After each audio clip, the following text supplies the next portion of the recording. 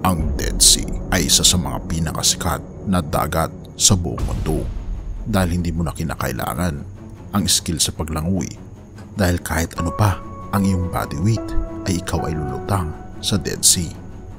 Ngunit ang isang nakakaalarma mga kaibigan, ang Dead Sea ay mamamatay na dahil pagdating daw ng 2050 ay mawawalan na ng tuluyan ang Dead Sea. Atin itong pag-usapan mga kaibigan.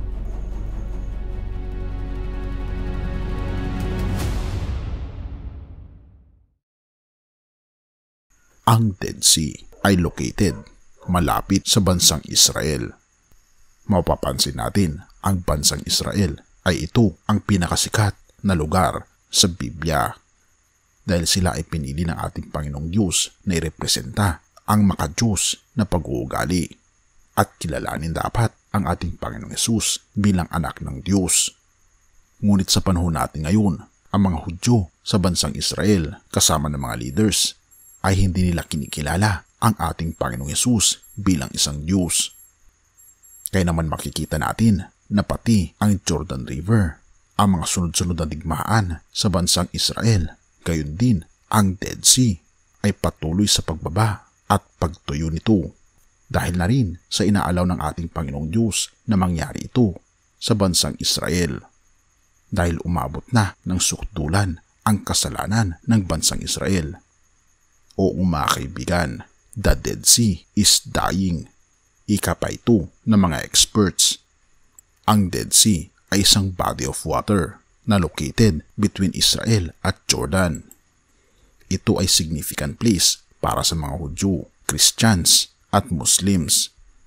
Ang pinakamatandang manuscripts ng Hebrew Bible ay natagpuan sa Dead Sea na tinatawag na Dead Sea Scrolls na ito ay natagpuan sa isa sa mga kuweba malapit sa Dead Sea. Ang lugar na ito ay isa sa mga pinaka-amazing na lugar sa planeta. Ito ang lowest dry point sa ating planeta. Isa ito sa pinaka-maalat na bodies of water sa buong mundo. At dahil sa high concentration ng salt nito, hindi ka lulubog. Oo mga kaibigan, hindi ka lulubog pag ikaw ay nasa Dead Sea, kahit na ano pa ang iyong body weight. Kaya naman ganito kaganda ang Dead Sea at napaka-special nito sa ating mundo. Peaceful at quiet na matatagpuan dito sa ancient salty lake. Ngunit ito ang other side of the coin. Ang Dead Sea ay patuloy sa pagkamatay at ito ay mabilis na namamatay. Katulad na lamang nito na binabanggit ng isang vlogger na si Hananya Naftali. Ang itinuturo niyang lugar ay dito matatagpuan ang parte ng Dead Sea. Ngunit kung ating makikita ay dry na ito. Every year ay nagre-retreat ang tubig ng Dead Sea sa mahigit 3 feet. At ito ay nangyayari kada taon mga kaibigan. At dahil dito, nagkukos ito ng isang environmental catastrophe. Mayroong 6,000 sinkholes na nagkukos ng pag-recede ng water. At dahil sa mga sinkholes na ito, ay hinihigop nito ang mga buildings at mga daan karatig ng Dead Sea. Kabilang na dito ang bansa ng Israel at ang Jordan na binabago nito ang napakagandang turismo sa isang catastrophe. At ito ay nagiging unstable danger zones.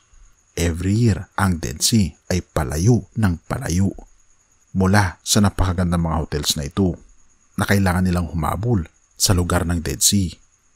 Kung ating mapapansin, ang dalawang resort malapit sa Dead Sea ay nagsara na, habang ang mga parte ng mga Highway 90 ay nasisira na dahil sa mga sinkholes. At ito ay nawala na sa ating planeta. Ang tanong ay, ano ang nagkukos sa mga ito? Sa madaling sabi ay ang mga tao rin. Ito ay isang man-made catastrophe dahil sa mineral extraction sa mga malalaking mga industry malapit sa Dead Sea. Ang mga kumpanya sa both sides ng border ay nagpapump sila ng estimated 61.3 billion gallons ng seawater every year. Ang mga water na ito ay nilalagay nila sa mga pools para ito ay mag-evaporate at ang mga kumpanyang ito ay nagtitake ng valuable potash, bromine at marami pang mga substances. So sinasabi ko sa inyo mga kaibigan, kung saan nakatayo ang vlogger na ito ay mapapansin natin na ito ay may tubig dati, ngunit ngayon ay dry na rin ito. At kung ating mapapansin, ginagawa ng mga kumpanya ang mga pools na ito malapit sa kinatatayuan ng lalaking ito. Sa kanila ay ito ay isang business lamang, ngunit ito ay isang environmental catastrophe mga kaibigan, na ang nagsasuffer ay ang mga karatig bansa katulad na lamang ng Jordan at ng bansang Israel, at pinapatay nito ang Dead Sea. At kung ating makikita mga kaibigan, ang ating mundo ay hindi na makakagawa ng isa pang Dead Sea dahil ito ay very unique sa ating mundo. Ito ay nag-iisa at ito ay nawawala na. Ang Israel at ang Jordan ay gusto nilang iligtas ang Dead Sea. Sila ay nagkaisa sa isang $1.5 billion na project para i-transfer ang tubig mula sa Red Sea hanggang sa Dead Sea sa tulong na rin ng ibang mga countries. But so far, ito ay na-stuck at ang Dead Sea ay patuloy sa pag-shrink. Ang mga kumpanya kasi sa karatig nito ay hindi nila nire-restrict dahil ito ay nagbibigay ng napakaraming mga pera sa bayan ng Israel at sa Jordan. Kaya nga naman makikita natin na ang ating mundo ay hindi na nagiging ligtas. Ang mga dating mga atraksyon ay nawawala na dahil na rin sa kasakiman at pagwawalang bahala ng mga bansa na kilalanin ang ating Panginoong Hesus bilang manlalalang, tagapagligtas at Diyos. Kaya naman mga kaibigan, tayo ay gumising na, manampalataya sa ating Panginoong Hesus at lumakad sang-ayon sa kanyang kagustuhan, at nawa tayo ay uminom ng tubig sa ating Panginoong Hesus, na kapag ikaw ay nakainom dito ay hindi ka na mauuhaw kailanpaman. 1:4 verse 14, datapwat ang sinumang umiinom ng tubig na sa kanya'y aking ibibigay ay hindi mauuhaw magpakailanman. Ngunit ang tubig na sa kanya'y aking ibibigay ay magiging isang balon ng tubig na bubukal sa kabuhayang walang hanggan. Mga kaibigan, tunay nga na ang ating Panginoong Hesus lamang, sa kanya lamang matatagpuan ang tubig na nagbibigay ng buhay na walang hanggan.